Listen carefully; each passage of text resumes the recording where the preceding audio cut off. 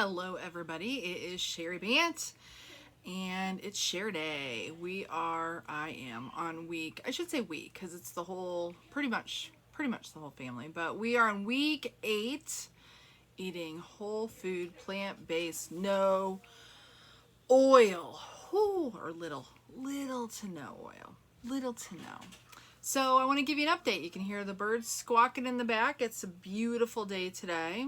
We're going into the 4th of July weekend, so I know lots of grilling out, which we will be doing as well.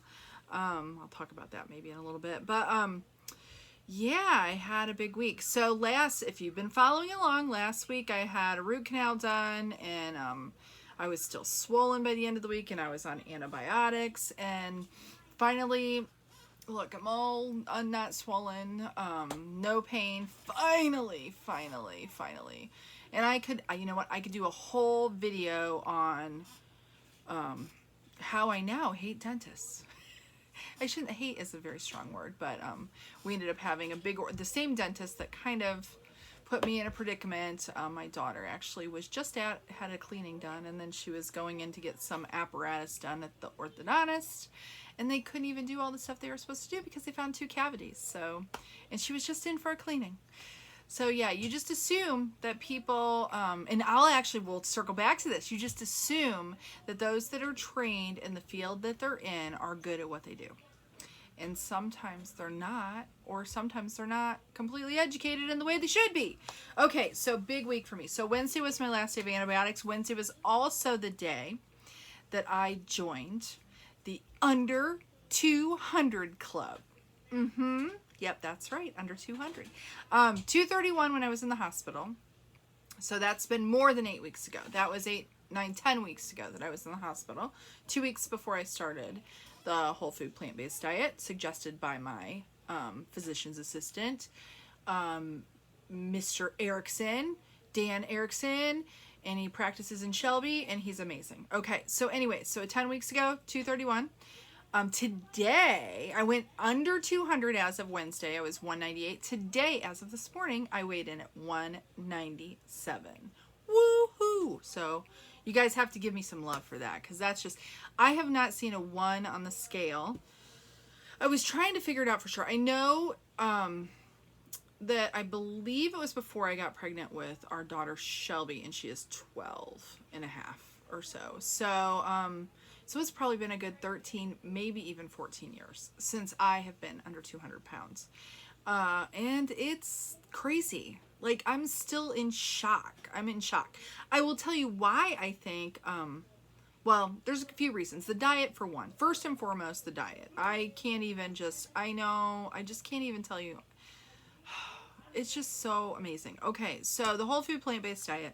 And if you're just popping in, you've just stumbled on this, you need to watch Forks Over Knives. You can look in the description below, watch that documentary. That's what got me on the road. The doctor didn't beat me over the head and say, Cheri, you're gonna end up, you already are pre-diabetic, you're gonna end up diabetic, if you don't do this you're gonna die, more or less. He didn't do that at all. He said, here, inform yourself, make a decision.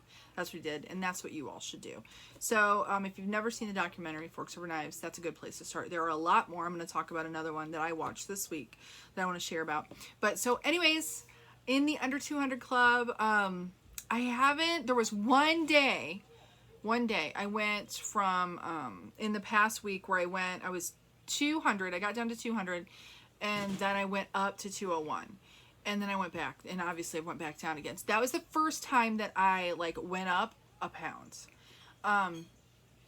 Since I've been doing this in 8 weeks, I have not elevated. And now that's not to say, I will tell you, I have not bought, I should stand up. I don't know that you're even going to be able to see this, but I have not bought any new clothes, guys. I haven't bought any new clothes because, and that doesn't really show you anything. I don't really want to show you, pull my pants out and show you, but I haven't bought any new clothes because for any of you out there who have dealt with weight issues, you're going to feel me. You know what I'm saying. You're well, we'll see.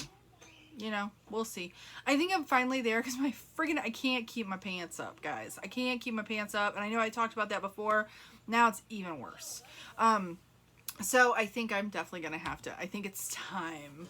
So I'm going to have to do a little shopping, and I'm cheap now and I don't want to spend any money. And that's, so if we want to talk about, if you don't want to have to spend money on new clothes, and if you don't want to have to take showers after exercising, and if you don't want to poop a lot, and if you don't want to have lots of energy, then just keep eating the standard American diet. But if you would like to feel amazing, buy new clothes because you're getting skinnier, thinner, you know, be able to be regular and not constipated, find that you have tons of energy, then this is the kind of thing that you want to look into. Okay, so there's that. So I want to talk about, you know, I talked about before, the food gave me the energy to then be able to start exercising. And now I've kind of gotten a little obsessed. I'm not going to lie. Kind of a little obsessed.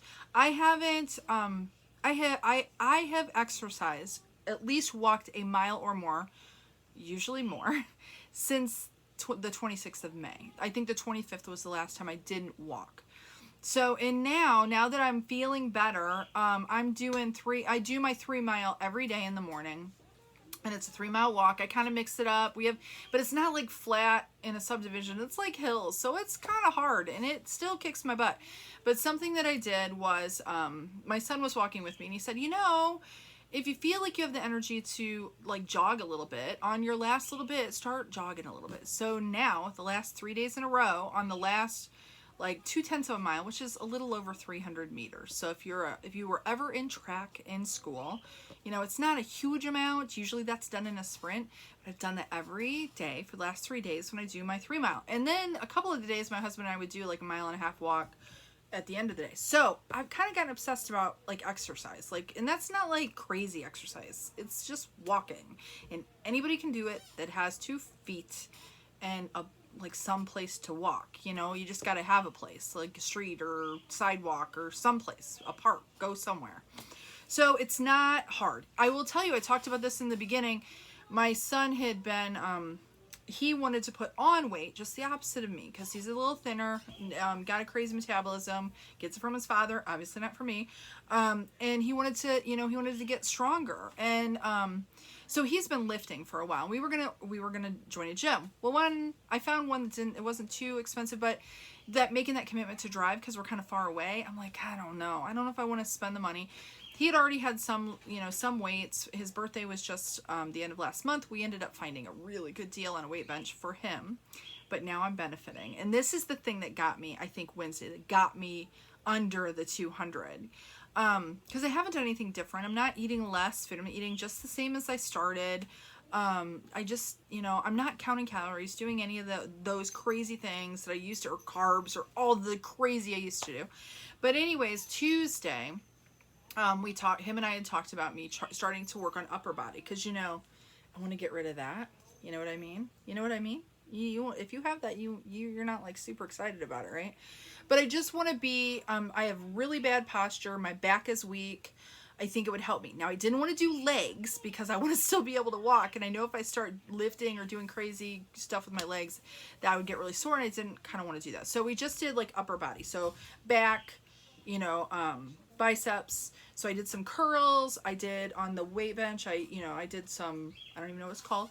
But I lifted those stupid freaking weights, and then I did like something where you go like this and it like helps your back. And he knows all the stuff. So I did like 3 sets of 12. You have to like rest in between each set and all that kind of stuff. And he's really good and he's helping me. So I did that on Tuesday. And come to find out, this week I've learned a lot about like lifting, that it helps you. Your muscle when it's in repair. First off, I am freaking sore. And I did crunches too. Ooh, I didn't like that. And when I'm walking, you know, it's not exerting myself. I would get sweaty or hot. And in the beginning, I was like winded. And now there's times when we have this straight up hill and I do it and it still kicks my ass. It does. I still, you know, I'm doing it. I'm doing better with it, but it still gets me. I'm still walking fast enough to get my heart rate up, but I never am to the point where I want to quit, you know. But with that weightlifting stuff, I have mad love or mad appreciation for any bodybuilding person. Now, obviously, my muscles are weak because I haven't done it in a while. I consider myself to be kind of strong, but it kicked my ass. It did. Bleep if you want to bleep it. I'm sorry. The last 2 days, I couldn't even like straighten out my arms. They were so sore. And I can a little bit better now. And I was supposed to do lifting again today. And I said, Carson, I think we'll have to wait till tomorrow because I don't want to hurt myself. But what I was going to say is when your muscle is in repair, you burn more. It like increases your metabolism and you burn more calories. So, you're still burning after you're done doing the workout. So one of the things I learned this week is one of the things that's suggested for just overall good health is exercise 153 minutes a week, which is not that much, and 2 days a week of some kind of resistance or weightlifting because it helps you then continue to burn calories.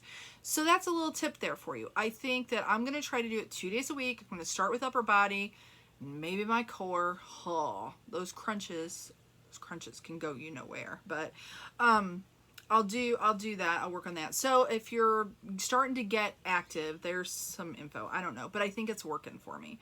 So like this week, to tell you like steps wise, so obviously I do the walk and then I'm still active the other times, and because I have more energy, I find that I can't sit for very long. I like have to like move around. But my steps for this week so far, my summary on my little watch, just to share, 75,773. That's just since Monday. 34 miles, which is kind of a lot. And I've got, for those of you who have been following along, you know, I have all my little stones. I got to get a container to put them in because I have, let's see, 3, 6, 9, 10, 11, 12, 13, 14, 15, 16, 17, 18. I have 19. This was the big one, remember, because I did like 4 plus miles or whatever. I haven't done that again since, but typically it's about like 3.2 whatever that I do every day. Okay, so there's that. So, yeah, just super, super pleased. All right, how's the cooking going? Because I know you're all wondering how the Forks Over Knives cooking certification, I can't talk. Certification class is going. I had to do blanching. What was it? Blanching, parboil, and saute? No, I'm working on my saute. Blanching, parboil, and steaming. That's what I had to do this last week. And I'm doing good. Like I have like a 99.13 on my dicing. I only got like a 96 because my dices weren't uniform. But anyways, so I had to do this broccoli thing and I didn't get a grade on it yet, but I wanted to share. Like I learned a whole lot. I already kind of knew that steamed vegetables are good for you, but I had never tried like just blanching like broccoli. And I never had done that before, where you put it in boiling water for 1 minute, you pull it out and you ice bath it. And if you're doing like a crudité, you know, or a vegetable platter, it's so much better. It's so good because it's like crunchy still, but it doesn't have that bitter broccoli taste. So that's something that I learned this week that I absolutely love and I think I'll be doing more of. The other thing is some little tip here, because I know a lot, like when I first started this, I thought, I'm going to cuss some more. I hope the cussing isn't bothering anybody, but for whatever reason, sometimes I think it makes a better point. So I know I have children and I shouldn't do it, but I do. Sometimes I do. Not going to lie. So I remember thinking, how in the hell are we going to afford this? Because we're on a budget, we're on a tight budget. Maybe someday I'll explain a little bit more about that because there's a story there. But anyways, I thought, well, vegetables are so freaking expensive. How am I going to do it? People, you can still have frozen vegetables. And actually, if you're not buying vegetables in season, now obviously organic is best, but I don't always get organic. I get whatever looks good. And I just have gotten that out of my head that it's better for me to get it than not get it, right? So, but you can do frozen. And the thing about frozen is, I know it tastes different, but the thing about frozen, and I learned this in my class too, is it like when you buy veggies at the store, unless you're going to the farmer's market or someplace where you're getting it just ripe, like from the farmer direct. Most of the stuff is picked when it's not even in its best, like it's still like ripening on the way to the store, or they've gassed it, or they've done something to it. So, but see, frozen vegetables, they're at like peak ripeness, so there's more nutrients in it. So I know a lot of times people think of frozen vegetables as being like nasty and hospital food or whatever, but you can do lots with them. So just think about that. If you're someone that's like not sure that they can really afford to like do a bunch of vegetables, kind of look at the frozen stuff, and you can get good frozen vegetables now too. And like Aldi is my best friend. Now I have to go to other places too, but Aldi is what keeps our grocery budget in check. So I wanted to share that. It's going really well. I'm super excited about it, and I still have quite a bit to do. I don't know, I'm about 40% done though, which is really good, but I think it gets harder as I go. I have a couple activities. I have to do a saute garlic mushroom for one of my activities, and then what else do I have to do? I have to do like roasted vegetables, I think. So, and that's a little tougher because you can't use oil. We don't use oil, so you use like veggie stock or whatever to try to get the browning. So anyways, I'll share a little bit more about that next week, how that's going. A couple things that I haven't really talked about that I wanted to share, and I don't think I can do this, but I don't think you can see my legs. No, you can't. I can't get back far enough. But something I realized it, I think last week or the week before, and I forgot to mention it, is I can cross my legs again. I know that sounds so stupid, but for the longest time, whether it be weight or I think part of it was weight, and then flexibility, I can like sit and cross my legs, and I know you can't see me, but I'm doing it on both sides, and not that that's good for you, because women, all the women out there, it's probably not good. Men too. I don't think it's really good for your hips to do it, but the fact that I can do that and I couldn't do it before, it's like one of those things where you're like, I was so heavy before that I couldn't even cross my freaking legs. Well, now I can do that again. So that's kind of a big deal. The other thing is, I haven't mentioned this, but I periodically would get really horrible heartburn at night. Generally it was, if I would eat late, and it really didn't matter what it was. And most of the time it was probably cheese or dairy, which is like, evil. But anyways, I haven't had any. And I noticed Darren, I'll have to ask him this. I was thinking about this morning. He was like, we always had Tums in the like the little cabinet in the bathroom because we'd be popping Tums, right? I don't think he's taken any either. I don't know for certain, but that's something that's like gone completely. No heartburn, no indigestion at all. It's all gone. So I really think just, benefits. And I know, excuse me. I know some people might want, and I'll try not to talk too much. I don't want to make it too long. I always make it too long. Cause I know you don't have a lot of time cause you're busy, right? The other thing I will say, downfalls. If I was to say anything is a downfall, I have always been, I'll show you. For those of you who don't know, like my past, I was always a crafty person, making signs. I had a craft studio, art studio. Then I got really into recently like Bible journaling and doing some stuff like that. I can say I haven't really done any of that. I haven't really missed it, but I've been so focused on getting my walks in, prepping my food, doing my class. So I'm not going to lie. If there's like things that, that you do, I can see where, you work, you do your things, whatever activities you do, you run your kids around, it can be harder, it can be harder. And sometimes you might have to like give some things. I'm not saying give it up. I'm just saying that like lessen the amount of those things that you do so you can focus on getting your health in check. So, so if I'm going to talk about negatives, it would be, I don't like having to wash my hair every day because I get so damn sweaty that I have to, or nobody would probably want to be around me because I would smell really bad. And I don't like having to do that. And I know I could probably do yoga or something else where I'm not getting so sweaty, but this is working for me and I look forward to it. So I just do it. So that's one of the things I kind of don't like is with the exercise, not the diet, nothing about the diet. And then I would say, yeah, that maybe, I'm so kind of honed in and focused on doing this that maybe I've kind of let other things that I used to always do. I haven't been doing them as much, but everything's a season, right? Everything's a season, and whatever season you're in, if you can like give it your best. So there's that. Okay, so now I want to talk about one other thing, and I'll try, 19 minutes right now. I watched another documentary. If you get into this kind of world, this world of the whole food plant-based, and you feel like I'm feeling, you just like, I don't know. For me, I'm digging in. I'm so motivated at finding all the information. I'm listening to all the podcasts. There's so much out there. And a lot of it is listening to stories. And I listened to a podcast. It was Mastering Diabetes. They have, Robbie and Cyrus have a podcast that they do. And Robbie was on with, and it's Dr. Cheri Stancic. She was on, I think it was, I listened to it on Wednesday.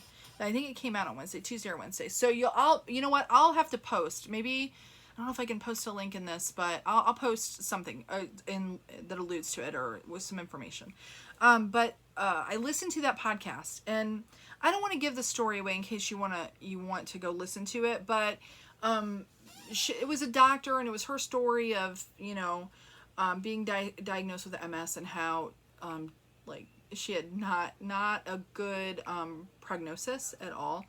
And so you just need the diet changed her life. And I've listened to again and again and again and again and again. And these aren't people that are just overweight, that are changing their lives by eating, less calories because they're eating vegan or whole food plant-based. These are people with chronic disease. These things I'm listening to where they're debilitating,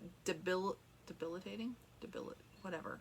Like so bad that, it's like causing problems with their daily lives. Chronic rheumatoid arthritis, MS, cancer, heart disease, diabetes, things that where they're plugged into having to take shitloads of medication, lots of side effects. And then they go on this diet. And it isn't just vegan, people. It's not just vegetarian. So it's like cutting out all the dairy. It's cutting out all the processed foods.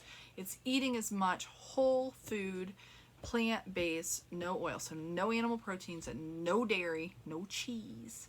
But they either put their disease at bay, meaning that it's not affecting their life, or they reverse it. Like, you can reverse type 2 diabetes with this type of eating. I've listened to it. It changes people's lives. I've listened to stories where people have had cancer and they start eating this way. And you got to watch Forks Over Knives. It talks about that a little bit. But anyways, I listened to Dr. Stancic, which her story was inspirational. She has a documentary that she put out last year. It's called Code Blue.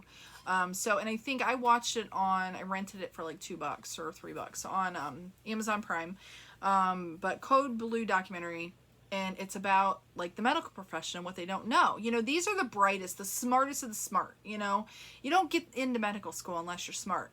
But it talked about, and I won't give it all away, but it talks about only 1 in 4 medical schools teach nutrition. And generally, it has to do with, more like micronutrients and how they affect disease, not really lifestyle nutrition for helping a patient know what to eat to help themselves. So they're not taught this. They're not taught that like you can use food as medicine. That isn't something that they're taught. So we can't really fault them. So that's what this is about. And it talks really about what doctors don't know, and it can shock you. And it was really good. And I'll end with this. I have one last thing, and it's a quote. And I tried to look and see which doctor in her movie said this. But this was really impactful. So I'm going to read this to you, and I typed it out verbatim when I was listening. I listened to it again and typed this out verbatim because I just really wanted to share it. But it says, and it was one of the doctors, it was a male doctor on her documentary. Imagine if the news were to break tomorrow that there was a new drug just approved by the FDA. It's available in bountiful supply and is shockingly inexpensive. Stunningly free of any side effects, safe for children and octogenarians alike. And I had to look up octogenarians. I didn't know, but that's old people, like people over 80. And taken once daily for the rest of your life will reduce your risk of ever getting any major chronic disease. That's not any major chronic disease. And not to say it's going to solve all the problems in the world, right? But any major chronic disease by 80%. Reduce your risk by 80%. Who would not want that prescription? And it's what it is it's lifestyle. It's a lifestyle medicine, and few of us are taking it or choosing to do it. And it isn't just diet. This is the thing. The whole food, plant-based, no oil diet, I am a cheerleader because I'm living it, feeling it, knowing how it's changing my life. But also the exercise is working for me too. But I couldn't have done it without the diet. But it's diet, exercise, sleep, which is critical, and stress control. But again, I want to talk about diet. diet has a lot to do with how well you sleep. I am sleeping way better than I ever have, and it's because my body is able to, deal with what I'm it's liking what I'm doing to it. It's not hating me. And just like with Darren, he's not snoring anymore. I think it's the dairy. The dairy's gone. Inflammation is lower. So you're not having those respiratory issues at night, which then in turn you can't sleep. And sleeping longer periods, waking up less. I will say though, when I was on antibiotics, I hadn't had to get up to go pee. I had to do that. And I know it was those stinking antibiotics, because now I was better last night. So just wanted to share that. But anyways, the last thing, let me leave you with this, okay? If I was to give any advice to anyone, and let's say you don't want to be whole food, plant-based, no oil, because you're just like, in love with your food, and I am too, it's just different. But think about this. 97% of all Americans don't get enough fiber. And we all know, with all the science that's out there, that your gut health is so important. And the thing is, if you're going to do anything, like starting today, before you eat your meal, I don't care what the hell you're eating. I don't care what you're eating. If you want to eat a big steak this weekend, have, ribs on the grill or a hot dog or a burger or whatever, I won't be doing those things. I'm going to have me some corn on the cob and some veggies on the fire kind of thing. But if you're going to have that, have it. But before you eat it, get yourself a big ass bowl, put a whole bunch of like any kind of lettuce, leafy greens that you like, some spinach, whatever. Put on like any kind of vegetables, some cucumbers, maybe some tomatoes. And if you like balsamic vinaigrette or whatever, put some of that on there. Don't use any like crazy oil, but eat that salad before you eat your other meal. You can still eat your other meal, but eat that salad. The size of your head would be good, like really big. I can guarantee you will not eat as much as if you don't have the salad, because the fiber is going to help you to be more full.